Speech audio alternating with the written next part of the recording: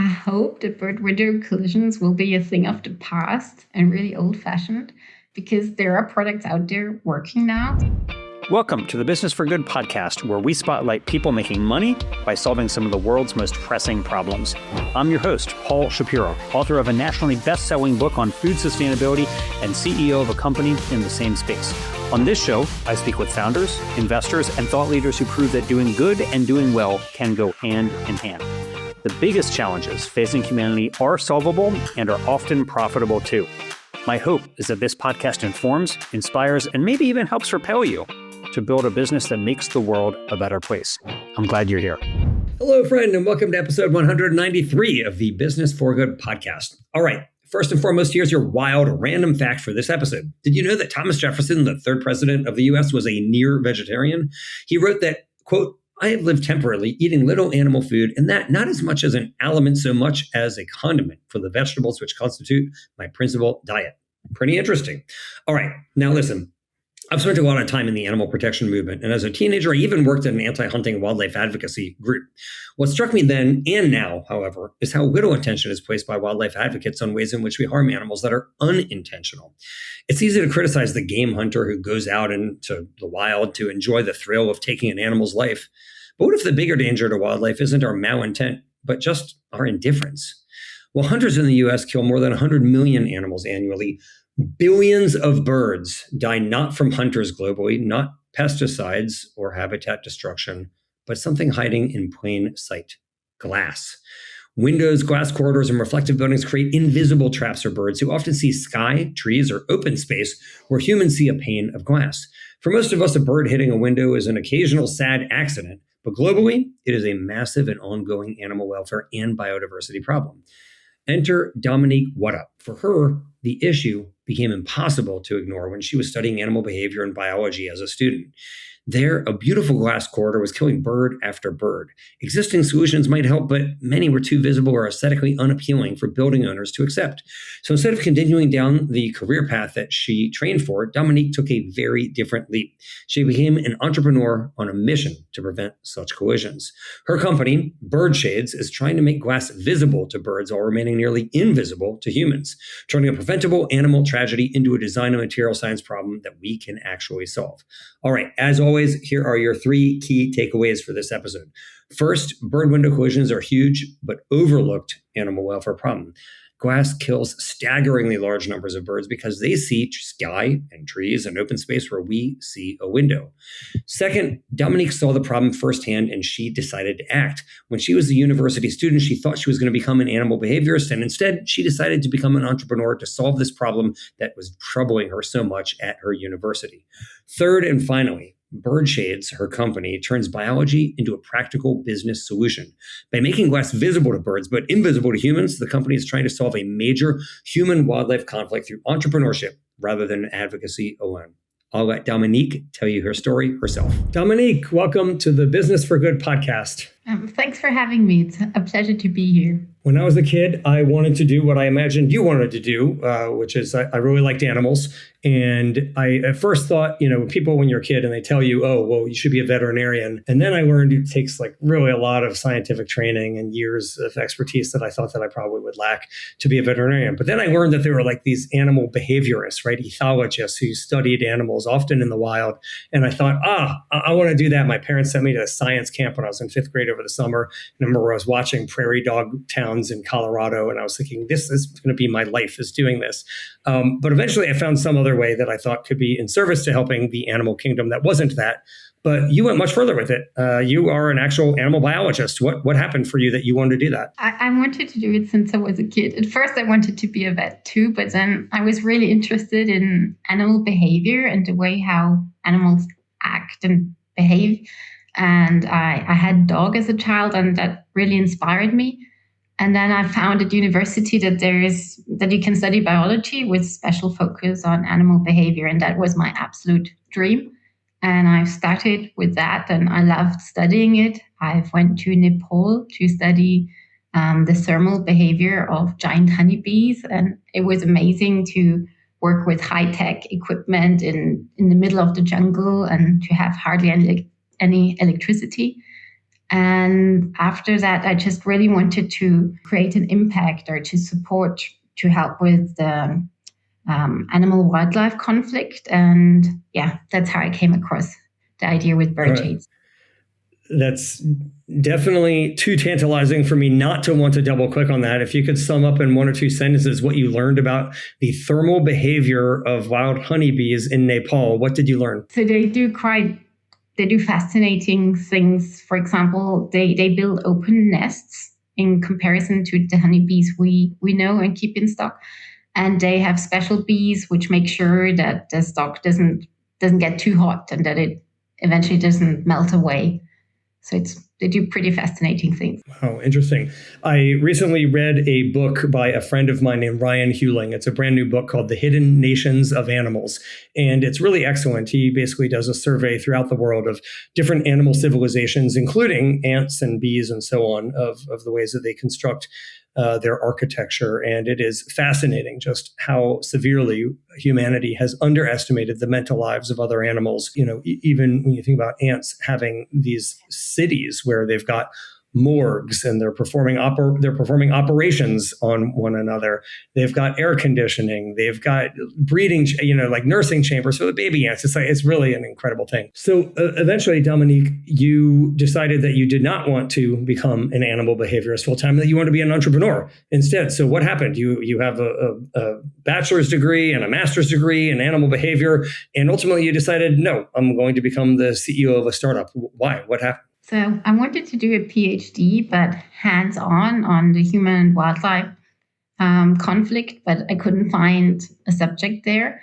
And then actually at my university, I became aware of a glass corridor where many birds collided. So just within a few months, there were lots of birds, and I wanted to take action.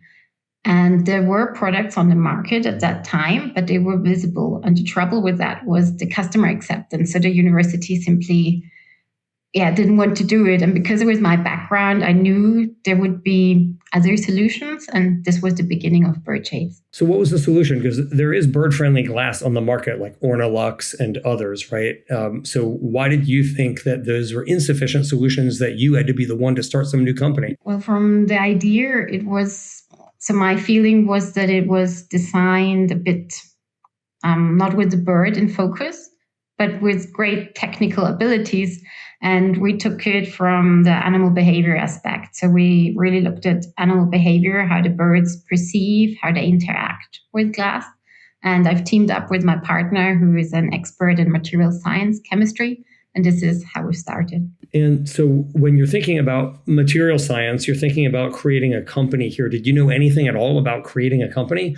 I would imagine a lot of people who are sitting there studying Nepalese honeybees are probably not that well fluent in the creation of a new corporation and how you're going to raise capital and create the corporate structure. So what happened? Like, why did you think I'm the one to do this instead of encouraging somebody else to do it? I just wanted to have a go, but you're right. The beginning was a bit bumpy. My first pitch decks were terrible because I had all these scientific fancy charts on it. But I knew some founders who were biologists who turned into entrepreneurs, and they were a huge inspiration. And these were the first steps which we took. Who were those people who had paved the way that were an inspiration to you? Especially a company here in Graz, they called Kilobaser. They do they call it an espresso machine where you print DNA. And I was really fascinated how they did it, because before I always thought you need a lot of money to found a company. And these guys just started. Interesting. Yeah, there's a lot of people who also have been on the show who just started, right? They did not have big backing. They didn't have a lot of credentials themselves. In fact, I think about the guys who started, for example, the company Perfect Day that you may have heard of. It's a company that manufactures dairy proteins without cows. And these guys were just fresh out of college, right? They had an undergraduate degree. They were like 22 years old. They had never met each other in person. They met, in fact, in an online video chat. And they both had this same idea to create dairy proteins without cows. And they thought, well, let's start a company. And next thing you know, these guys have raised $900 million of venture capital to bring their cow-free dairy proteins to the world. It's really an incredible story.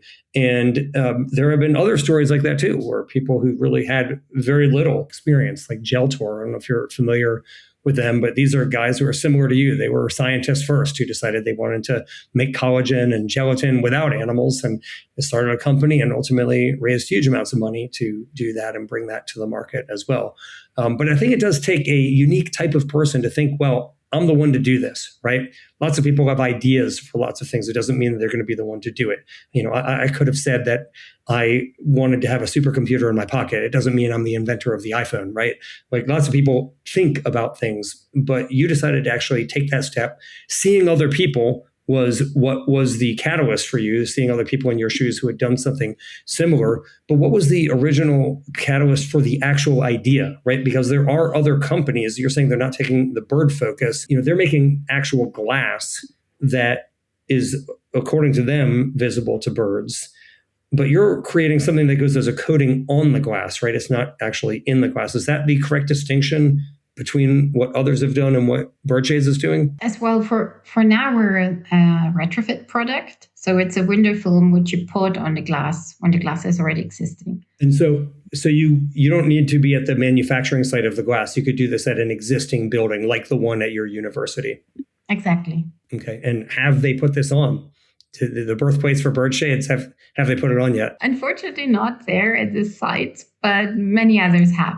So I'm happy about that. So how did you get to work? You had no money. You had a co-founder who was an expert in material science. You wanted to create something, presumably that was some UV that the birds could see, but that humans couldn't see. So what did you do? Did you have a lab space? Like what was the actual genesis of the company? That was a big challenge at the beginning. So to get a lab space. So at first we've read lots and lots of publications and contacted scientists to find out what is missing, how can we offer a benefit. And then we managed to get into SOSV, Rebel Bio. So that's a cohort where they turn scientists into entrepreneurs. And that was really helpful for us because that helped us with our change in mindset and also how we present ourselves, because we were very, very data focused and very heavy on how we present our work. And it didn't quite work well at the beginning, but we've learned that. Okay, well, we'll include in the show notes for this episode, Rebel Bio at businessforgoodpodcast.com so people can learn more about it. But let's just explain the product. Like, what does a bird see when he or she approaches BirdShades treated glass that a human doesn't see? Is it as simple as just saying it's UV, or what are they actually seeing? The birds actually see more than we do. They just see more colors, and they will see some additional colors than we do in the glass because it's transparent for the human eye, but it's highly noticeable to birds. I've got a sample here, but I'm not sure if you want me to show that in the podcast. Oh, yeah.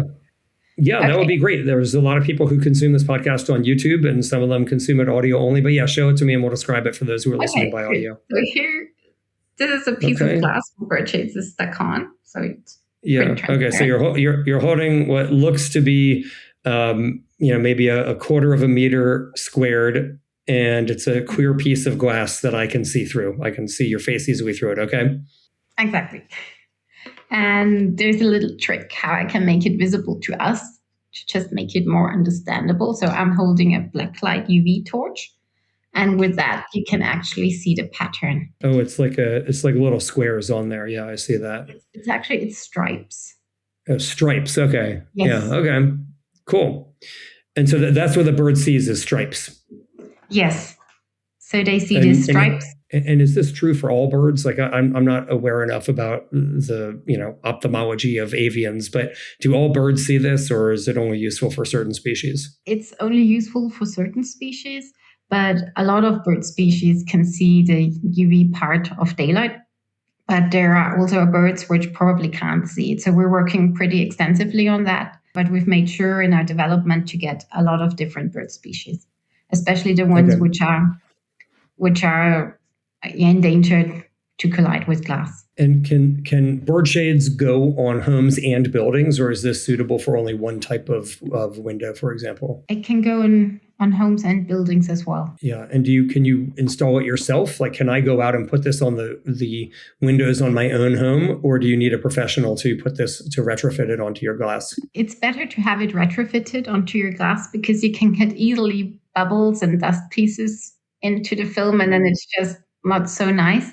But we're working with professional window installation companies, and they're really good at installing bird shades. I can't even put like the privacy screen on my own iPhone on by myself without getting bubbles. It's like unbelievable how incompetent I am at this. My wife, I have to ask her to do it for me. And I think she's better. I'll tell you, she's not perfect at it, but I think she's better at it. But I would not want to put this on my own window. That is for sure. Okay. So you now have installations in Germany, Switzerland, Austria, and I believe you're selling in the US too. Is that correct? Yes, that's correct. So how can people get bird shades if they want to put it on their house? Like, how can they actually do it if they're in the US or Europe or anywhere? It's best to check on our website. So we have a button where you can check, and it shows you a map where we're available. So you can check there if there's a window installation company near you. And if there is not one listed, it's best to reach out to us because we're working with many distribution partners, and our list gets larger every day. So I understand that it has a lifespan of about a decade or so, depending on location and maintenance. But is there some other benefit to installing this aside from just the fact that you're not going to have your house or your building be a graveyard for birds?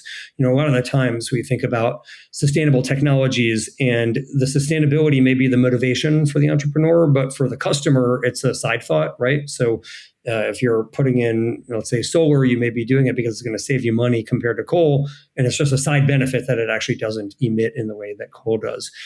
Is the benefit to the birds the sole benefit, or is there any other benefit I'm getting if I put bird shades on the windows in my house? Well, this current product version, it has the main benefit is to make glass safe for birds, but it helps with UV protection. So it helps with to protect your skin from harmful UV rays, but also interior from fading. Interesting. What does that mean, interior from fading? You mean the things inside of my house will fade less because they're not getting the UV? That's what you mean? Yes, exactly. Huh, interesting. So in some way, would you consider touting this as something that would, let's say, reduce your risk of cancer then if you have the windows in your house that are plastic, putting on sunscreen on your house? I wouldn't go as far as that. It's just an add-on for now. And this is the current product version.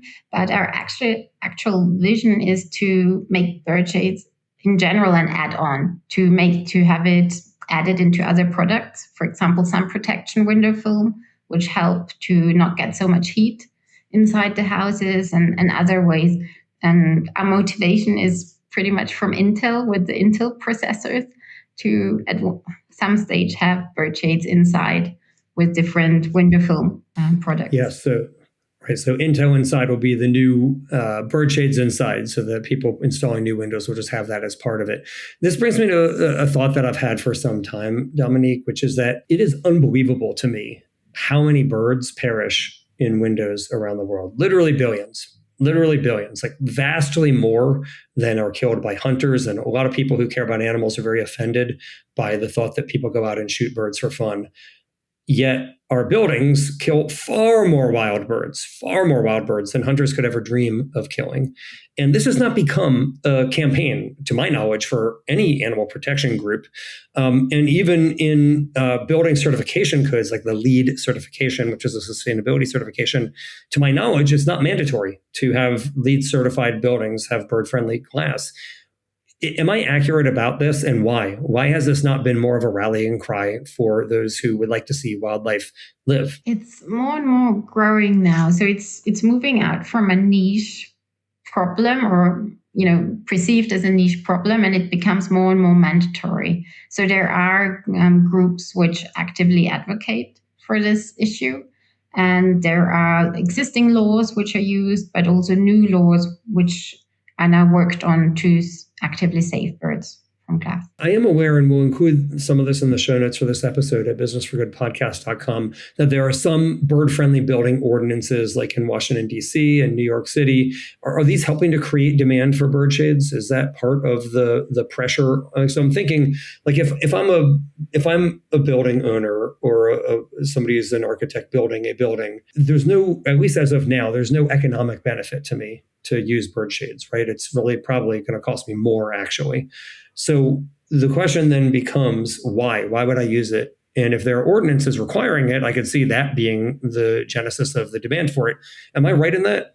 Are these city ordinances actually a reason that people would use bird shades now? Part of. So it depends on which country. For example, for Germany, Austria, Switzerland, existing laws, for example, are used because in many nature conservation laws, you're not actually allowed to actively kill birds. And this is now more actively enacted that you have to do something.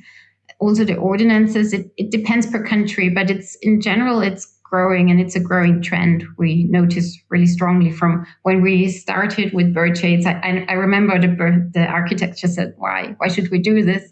But now they're becoming much more aware, and there's a lot of work which has been done by nonprofit organizations. Who are the countries? You mentioned that it varies by geographic region. Are there particular cities or countries that you think are leaders in the bird protection space here? Certainly the German-speaking countries, but also the US, Canada, and South Korea. So that's what I see from my perspective. What have they done? What is the US and Canada and South Korea, like, what have they done that make you think that they're a leader on this issue? Canada, for example, they've created a bird safe building design standard. This is what they've done. South Korea there's a lot of scientific studies. So they did a lot of monitoring studies with products. And I believe they're also now creating a law for federal buildings. In the US, it's a lot which the American Bird Conservancy has done. So they evaluate products and they do a lot in the advocacy part. And for the German-speaking areas, it's also a test setup, which was then used to create laws to enact bird-safe building standards. Yeah, I believe in, I'll verify this, but I think that the federal government in the United States has some rules relating federal buildings on this particular issue. I'm not sure, but I'll check this out. But that leads me to wonder, I mean, bird window collisions are largely invisible because the victims disappear very quickly, right? I talked to one guy who was a janitor at a big building. He said every morning he goes out and he's got basically a broom and he just sweeps up all the dead birds who flew in overnight. But how do you make an invisible problem visible, right? Most people don't see these bird graveyards each morning because the birds are swept up. And almost everybody has the experience of having seen a bird who has flown into their home or a building laying on the ground. How do you make this problem visible for people? Well, most people don't even think about this ever. Why should they? What would you say? Especially monitoring studies show how big the problem is. So we're quite involved with universities who do active monitoring at the university campuses. So you get a feeling how many birds collide there with glass. And I know from the US, for example, there are many groups which actively monitor each morning. So they have actual numbers on the birds which collide there, and then they can confront the building owners. I feel like we need a story of one individual bird, like some bird who was banded and people were following her around the world as she migrated and then unfortunately perished in a window, right? Because hearing numbers, like hearing that 1 billion birds fly into windows, it's just a statistic. You could say it's 2 billion, 5 billion, 1 million, like it's all the same to people, right? No matter what, those are all emotionally the same amount of animals to them. But when you talk about one animal, that actually seems to me, even if it's a fictional animal, like if you think about the horse in Black Beauty, which is the most successful animal protection book of all time, and it's about a fictional horse, and yet it led to actual laws being enacted to protect horses in the 19th century. Maybe that's what we need, is like some story like a Black Beauty for a bird who is migratory.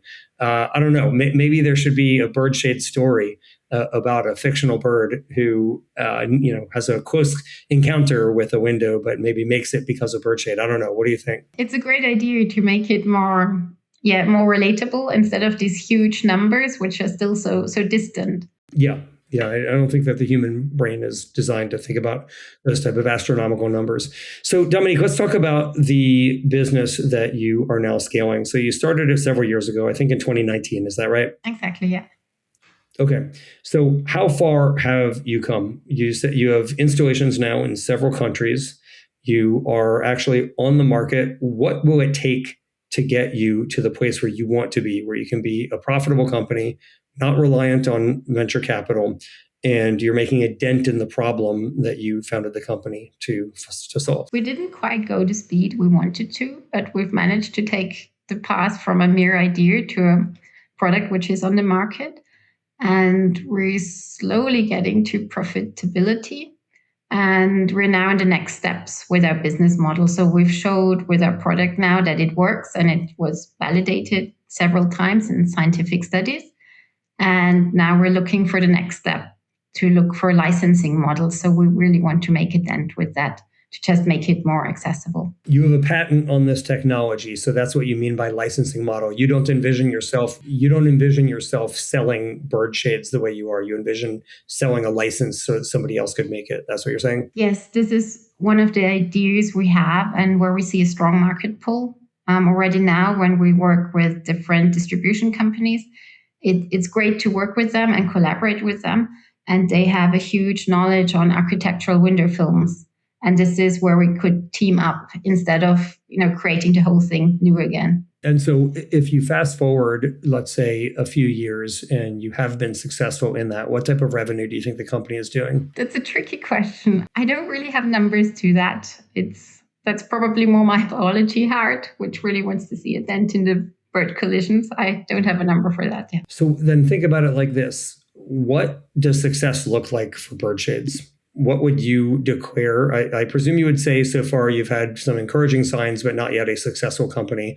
What does success look like? If you, let's say, go forward 5 or 10 years from now, and the company is more mature, you're in lots of windows, what would it take for you to think that BirdShades has been successful? Well, that would definitely be if BirdShades, for one, is still available as the bird protection window film, which we have now, but then it's also an add-on for different other products. That would be a huge success, because it would overcome the mandatory part, which is important, but it would just make to save birds something you can do easily, and that would be a huge success to us. Do you try to keep tabs on how many birds you think you've saved so far? Like on average, if you think about the buildings, like approximately how many birds would have flown into them if it weren't for your BirdShades? We try to, but it's difficult because not every building is the same. We do know a lot from the scientific studies we do. So from the monitoring studies where we've had buildings monitored before and then after BirdShades was installed. So we know the before and after there. So you're now 8 years in to, or 7 years in, to the company. You have learned a lot. You said your pitch decks really sucked at the beginning of the company. I presume you think that they're better now. But is there something else that you would recommend if you were going back to the Dominique of 2019 and telling her, hey, watch out, here's something that you should be aware of or that you should think about doing differently than you might be inclined to do? Is there anything over that 7-year journey that was instructive to you as a more mature CEO and entrepreneur now that you would think about? It would be quite a lot of things, but it was more the bureaucratic work, which was hard, and to find the right people to work with. So once you've got your right network, things are much easier. And this just took some time to get and find the people where you just, have the right understanding. So it starts with the patent attorney and when you have the right people, it's much easier to work together. What were the resources for you, Dominique? So you talk about getting a patent attorney. I'd imagine a lot of animal behaviorists have no clue as to what it takes to get a patent. What were the resources that were useful for you in your own effort to learn how to actually run a company? It was certainly the support by SOSV with Rebel Bio. So this just shifted our mindset and gave us a lot of support there. We've also went into other incubation programs, and this paved the path to just, to get an understanding for the beginning. for example, how to file a patent and what you have to look for. Because, yeah, you're right. The biologist me would have done it totally different. Yeah. And so were any of your early employees or your co-founder, were any of them knowledgeable on this, or was it entirely green information for you? It actually, at the beginning, was entirely green information for us. And were there any books, or this all came from Rebel Bio? There were books as well, but honestly, the most information we got, and to me, it's the hands-on information which helps the most. And that was from Rebel Bio, but also by talking to other founders. Because you get so much ideas, and although their companies are totally different, they sometimes have similar challenges or struggles. And it's good to at least avoid the common pitfalls and make new mistakes so other people can learn from these, but not repeat the same mistakes all over again. I found something very similar, which when I started my own company, which was in 2018, and I had very little knowledge on what to do. And I did read some books, but it became very clear to me that actually, if I wanted to become a great soccer player, let's say, we're in the World Cup right now, I wouldn't read books about how to play soccer, right? I would get out on the field and actually start playing and talk to people who have played and learn from them. And that was far more useful for me than anything else. There were some books that I read that I liked and found useful, but actually playing and talking to other players was more useful for me than just reading about it.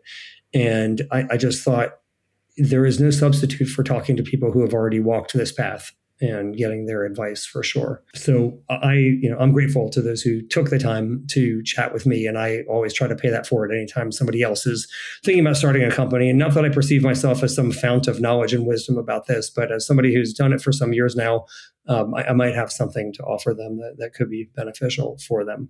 So speaking of people who might want to start other companies, Dominique, you've now been at BirdShades for 7 years. I presume you think you're going to be there for many more years since you have a lot more birds left to save. But a lot of the times, people who start their own companies have lots of ideas for companies. Is there anything else that you hope that somebody else might start? If somebody's listening thinking, wow, I'm so impressed that she went from being a biologist to an entrepreneur, what is it that I could do that maybe is outside of my own educational or even my own comfort zone? What do you think? What do you hope somebody else might start? I really hope somebody starts with monitoring. So to work on a device to help with bird window collision monitoring, because right now it's still done by people walking and monitoring the places.